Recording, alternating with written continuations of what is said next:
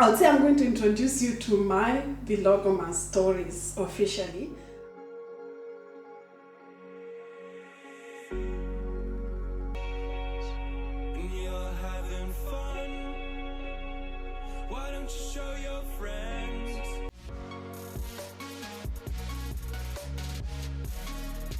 Hello Littlesilver family, how are you doing? Welcome back to my channel and welcome back to this video. For my community, thank you so much. I always appreciate you.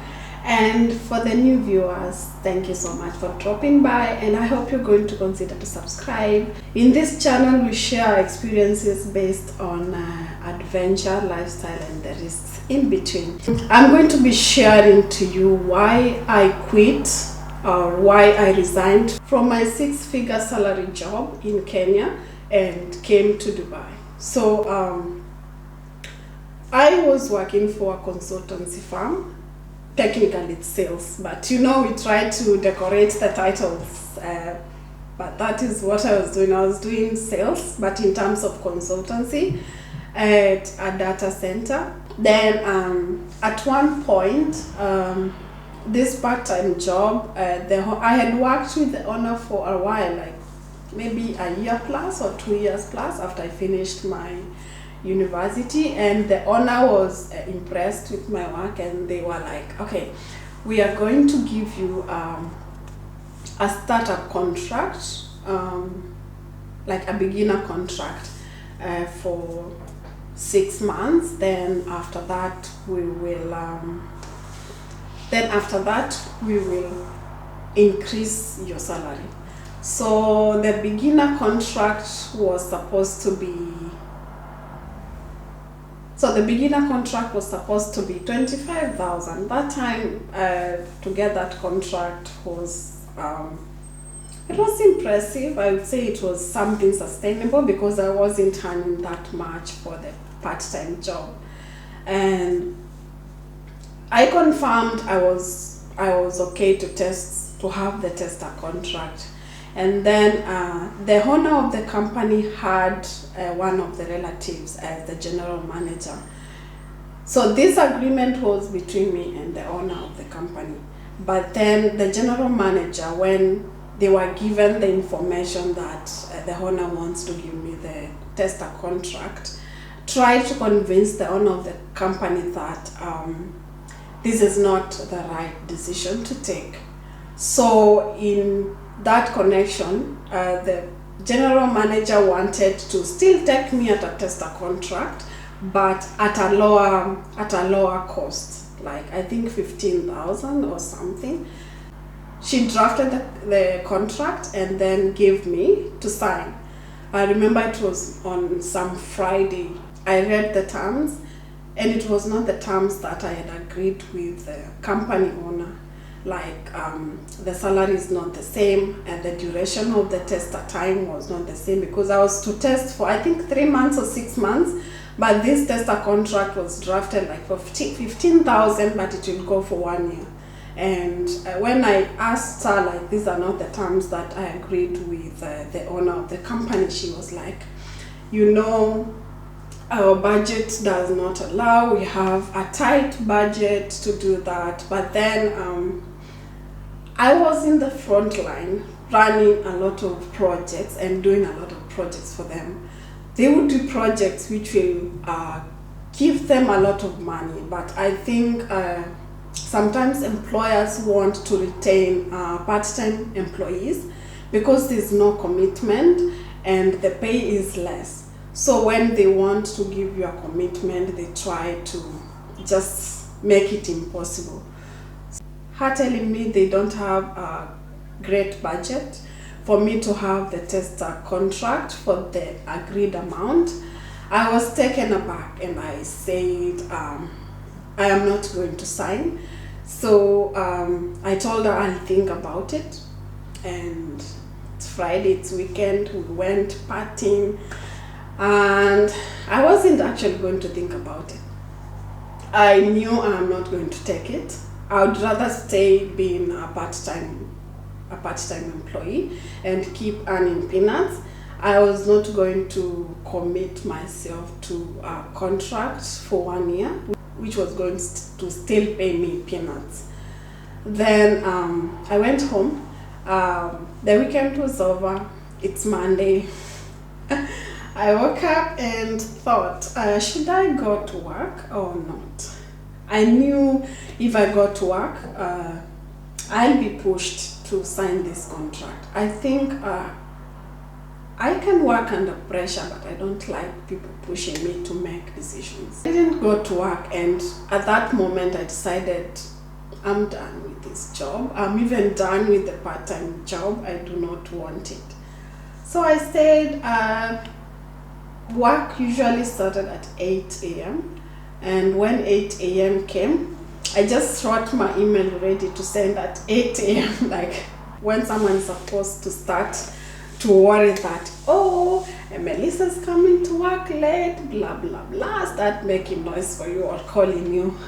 My email was just ready to send at 8 a.m. I was like, thank you, Mrs. Dash. I appreciate working with you, and I thought I am really going to have a better relationship with the company with the tester contract, but it's not the case, and it was unsatisfactory for me that you tried to intervene from the main management and tried to get me a lower value contract, and for that reason I'm not continue working with you, even the part-time job, and I don't feel comfortable signing the contract.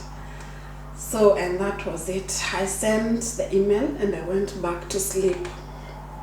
So afterwards they tried to contact me, and trust me, I had bills to pay. I had bills to pay. But that time at least I was just living in a smaller house, and well, I didn't think of the future. Actually, many of my decisions that I have taken in life, I do instant decisions. Like if I plan to quit my job right now and I don't know what will happen tomorrow, I'll just quit my job. I'll figure out life as it goes, and I love this spirit. Afterwards, I think they had a meeting or something, and they tried to contact me, and I was like, no. Even if you give me that contract, I'm done. I think it's time I start to look for something better. Then here came my second job. I am glad we didn't disagree. You know, when people say, don't burn your bridges because you might need them later. I didn't burn my bridges. It was just terms which we didn't agree on, the two of us. But I think this lady took my denial to sign the contract personally, and was like, okay, because she was really mad, and I knew I'm not going, and I decided, you know what, I'm not even going to look for your face and come to continue with my normal part-time job. I'm just done. So then I started getting other part-time jobs from other companies, because I had friends who were working in different companies but doing the same type of work. I got my second job, and this is the job, my jackpot job. The job that paid me 6 figures with tax. It was just a few weeks after I left this company that I met a friend who referred me to another company, which was in the same compound. Okay, not compound. You know, in industrial area, you have warehouses. These warehouses have different companies working in the same warehouse. So this company was working in the same warehouse to the company that I was referred to, and they were doing related business. I didn't speak to her when she contacted me to go back, or maybe she asked if I could go back, we can talk about the contract, but I said no, I'm not. It's not what I responded. Like, this is not my response, it's in my mind. I said no, I'm not going to see you. Then I landed a job in the same compound, and this job was paying me 4 times what she wanted not to give me. I mean, my previous contract agreement. So I started working for this company. I remember the first time I met her, she was walking out, like she was walking out, but we didn't greet each other, or rather there was some surprise in her and mad. So I was like, I'm not the kind of person who pushes relationships. Like, if it's not easy between us, then I'd rather just let it stay how it is. And she didn't know why I'm working in there. Definitely later she knew I'm working for, it's like a competitor company. So I worked in that company for a while, and now the bridge came over later. So this is what happened. The company I was working for was an international company. It was a French company, but doing the same business as this company. This company was a Kenyan-owned and Kenyan-operated company. And then when I started working there, this company had been looking and eyeing this other company. There had been talks, long time talks, of my new company wanting to purchase my old company. I didn't know that. And the person who referred me to my company didn't know I worked to the other company. They had not agreed. And they knew people were coming from that company at talent because it was doing good in the market. The talks continued, and finally my new company decided to purchase my old company. And because you know you cannot just purchase a company and let the staff go. So it was 2 companies assimilating each other. And the lady who didn't sign their contract was to be assimilated, and still in my new company she was going to be my boss again. And it's true that people don't quit companies because of the company, they quit the people. When the company was bought, we integrated, we started working together, we started sharing the leads, because I was doing the sales and there was some people doing the sales. So we started comparing the leads and following the leads.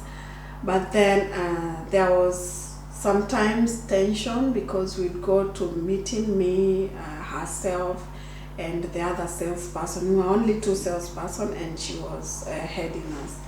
So there would be tension in the meeting, like some of my clients that I had been chasing, because in that business, it's this kind of business, it's like insurance companies. This kind of business, you chase someone or you are in talks with a company for a long time, but the return is worth it. So this company, we would do like talks from the beginning, because I would say it's a trust job. Like, you have to convince a company which is supposed to trust your company with your all sort of information that you're supposed to store for them. So concerns with security. So it's a decision that takes a long time to be decided. But when you close like a deal, it's like it would even go up to 1 million shillings, and when you sign the contract, it's nice. So you can imagine, I have been following a client for like let's say 9 months. When they saw there was a possibility of this client going to finish or going to close the deal with me, she would sometimes take these leads and give to the other salesperson who was like a relative to the family company, the Kenyan-owned business.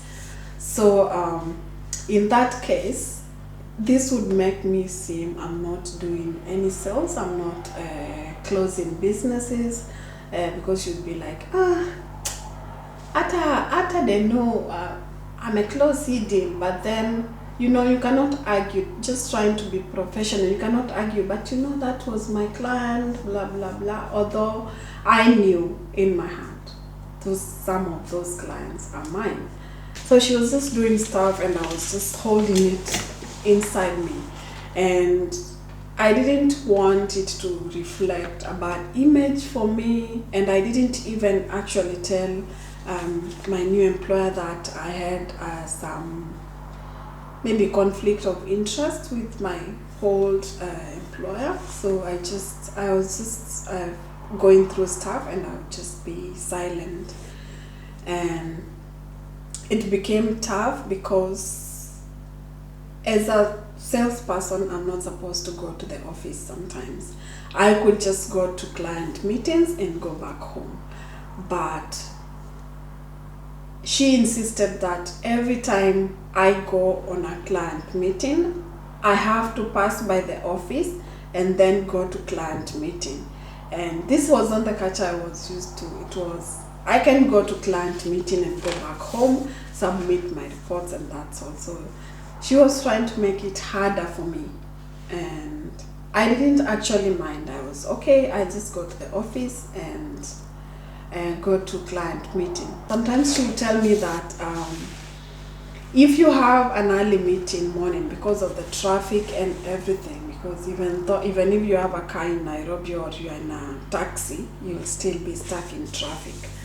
So there was this one time I got a client, a morning meeting like at 8 a.m. So I have to get to Westlands. Our offices were in Mombasa Road. So in Mombasa Road to Westlands, when it's after 7:30, I would say. So I had to beat the traffic because I was living along Mombasa Road as well because of the company proximity. So this time I got a morning meeting, and she had actually mentioned that if I got a morning meeting, I can text her and let her know I have a morning meeting, so I cannot make it to the office. So what I did, the client's confirmation email to me, I responded that I'll be there in the morning and put a CC to my general manager. And with that, I assumed, well, it's informal, like I am having a meeting in the morning. And I went to the meeting. When I was in the meeting, I started getting my general manager's calls, and I was like, so I didn't take it. I'm in a meeting with the client because of course clients come first. So I finished the meeting. When I finished the meeting, I called her. So when I called her, she was shouting at me, you didn't pass by the office, and so many things. And she was like, actually sent me your location. She made me send locations. When I got to client meeting, she would make me send location to her, like live location, to confirm my whereabouts. I sent the location to her, but then she said, when you finish the meeting, come to the office, I want to meet you up. When I went to meet her, she was like, you didn't tell me you're going to client meeting. And I was like, I copied you in the client email confirming I'll be at the client's place at 8 a.m.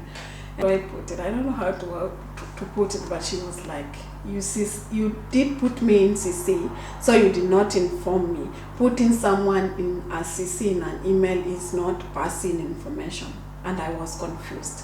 So this persisted for a while. My main boss at the other company doesn't still know like there's anything happening.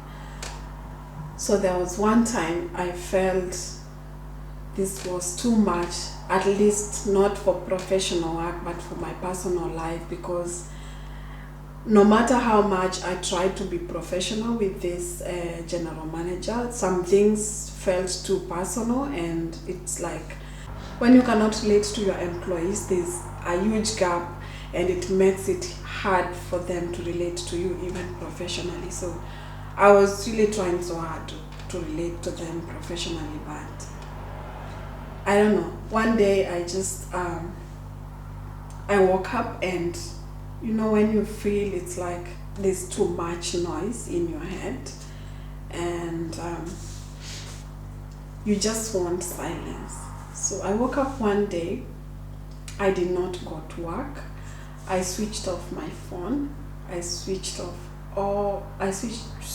my work phone. I switched off my phone, and I couldn't be reached. And I stayed the whole day without talking to anyone. And it's at this time I felt so much peace. I felt so much peace than I had felt in a long time, because I felt work is like noise to me, or let's say I had so much build up in me, which I would say it's good, like sometimes to clear things up. When you have some things building up in you, you're supposed to let it out because it keeps piling. Apparently, that is at least what I have learned so far since I started my healing journey. So the next day, my phone is up, and so my main boss called me and was asking me what happened, and I told him I need to see you. My boss was so welcoming and so understanding. So I went, saw him, and I decided to just explain the tension that has existed. After that, he called the two of us for a meeting, even the main HR for the bigger company, my new company. We had the HR, and the agreement was that I don't have to report to the general manager. I could report to my new company's manager. And after that, what I did, I just asked for 2-day leave, and I didn't know what I wanted. I went to see a therapist. 2 days, I had like 2 sessions, and it was a very revealing session for me, because I got to learn that it's not work that was triggering me as much, but there were some things that were piling up in me, so the work was just a trigger, and that's why I felt work was like noise. So at that time, work didn't have meaning for me. I had other things going on. A few months before that, like 3 months, my dad had run away from home, and it was hard for me taking it, because you see, in our families, we are taught to grow up, study, get a good job, help your family. But then at this point, my family felt scattered. Like, my dad ran away. I didn't know why he ran away until today. Nothing was explained. So he had run away, and I felt the unity that I expected in the family was not there. I expected, like, when I have been not in a luxurious home, but when I get a job, I can take care of my family. I expected the family to be okay, to be united. So this is the bad thing about having expectations. Then another thing that had happened is that I had taken my sister to school, high school or secondary school, and she had dropped from school because she was pregnant. So as a firstborn, I felt unappreciated. Like, I felt people were not getting me, like they were not getting the effort I'm trying to put out for family. And then before all this feeling the noise thing, it was at that time, because my dad had been away from home for a while. So I was called one evening that my dad is very sick and he needs to go to the hospital. Apparently he was just like a few kilometers from Nairobi city, that is Kitengela, Athiriva Kitengela, yeah. And I think my mind just couldn't process everything. I went to the hospital and everyone was just calling me and trying to make it that I'm going to be a bad daughter if I don't take care of my dad. But it was hard because I called my dad. I was like, where are you? Can I come pick you with taxi and take you to hospital? And my dad is like, no. But I think part of it was because he was ashamed, like he had run away from home and he didn't know how to approach me and harmonize or maybe assume everything is okay. So he ended up getting too sick and he went to the hospital. He stayed in the hospital for 1 week, and because I had told him that I can go with taxi and pick him and he refused, I just organized for him to be taken to the hospital and I didn't go to see him that time. And I didn't feel ready to go and see him. What I did, I just like asked my mom to come. Like I told my mom, kuja upambane na bwanako. So I just sent my mom transportation and my mom came to take care of my dad in the hospital. And all that time I was still going to work. Before he was released, he was supposed to do some x-ray checkup and I was like, okay, I think I am ready to go and see my dad. Then I went to the hospital. When we got to the General Motors place, somewhere around my workplace, I just broke down in the bus and I don't know.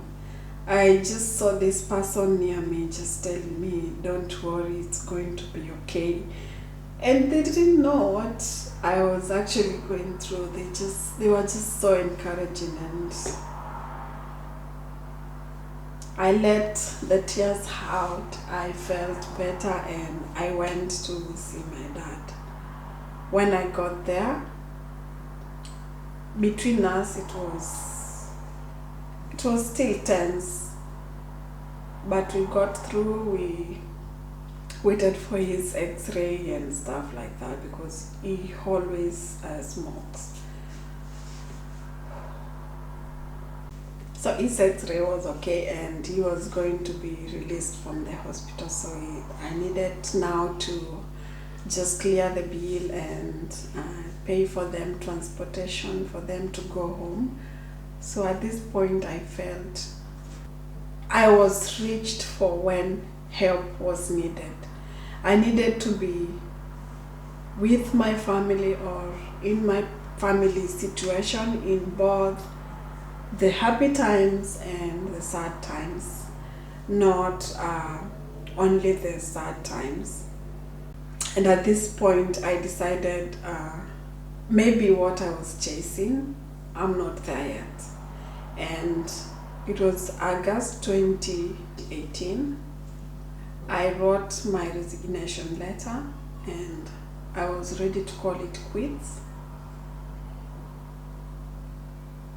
Although I didn't quit immediately because of some things I was running at home. Like I was doing a renovation for my mom's house and I felt, okay, let me just finish this renovation. But that August I was just ready to quit. I didn't think about my salary, I didn't think about anything else. I just felt, okay, now it's time to take a break and be me, think about me, dedicate time for me. Because everyone else had failed me. Family, I have a funny boss, and my sister is out of school, pregnant. I don't blame her, it's a mistake. but you know, they're all disappointments. So that's why I left my job. I got a very calm fulfillment, or I felt good. I didn't know what was to happen tomorrow. I mean, the next day or the next month or the next year, but I just knew I am going to be okay. And I decided to come to Dubai purposely for my healing journey, because when I quit my job, I came here for 1 month. I wanted to try the environment and see what I felt. And when I came here to stay for 1 month, I felt the same peace I felt when I didn't go for work for 1 day and switched off my phones, because I created the distance. I was far, so no one could just randomly call you and tell you, oh, you know, this is happening, blah blah blah. So it's like I made some distance, and I am so grateful for that time, because I was able to develop boundaries, because the way we are tuned in our minds, in our societies, is that the entitlement people have, you don't even know how to create boundaries. Like, you take it as a baggage to help your family, to be there for them. I'm happy that I developed that boundary, that I know I can help, but when I'm able, or it's not an obligation that I should help. Because that time I quit my job, I did some investments which failed, but I appreciate the lessons. And at some point I didn't have money actually, and I worked on the fact that people can ask you for money and you don't have, and let them know you don't have without feeling bad that, oh, I was supposed to help, oh, I feel bad, or put yourself in situations. For example, I am the kind, well, now I'm not. I used to be the kind of a friend who would take things in their hand. Like, a friend would borrow me money, and if I don't have, I would borrow someone else on their behalf. So I put myself in the middle. So these days I have learned to create boundaries, that it's okay if you don't have, it's fine, and you don't have to give an explanation, and you don't have to feel bad about it. So that's how I left the high-paying job and I came here. So stay tuned for more vlogmas stories. I'll be telling my stories. This vlogmas thing. I don't have a vlogmas tree. I don't have a Christmas tree. The closest I can get is maybe some coriander leaves in a cup, which we are about to cook. So I hope you enjoy your holidays, and we'll share more stories together. And I appreciate your support so much, and I appreciate my growth. I appreciate your views. Don't look on the interface, because I am the one who knows what is happening in the background. And I'm so appreciative of my channel as well, because this channel has helped me with a lot of things during my growth. Starting from being able to become less camera shy, to expressing my views and telling a coherent story like the way I did. I hope you enjoyed this video.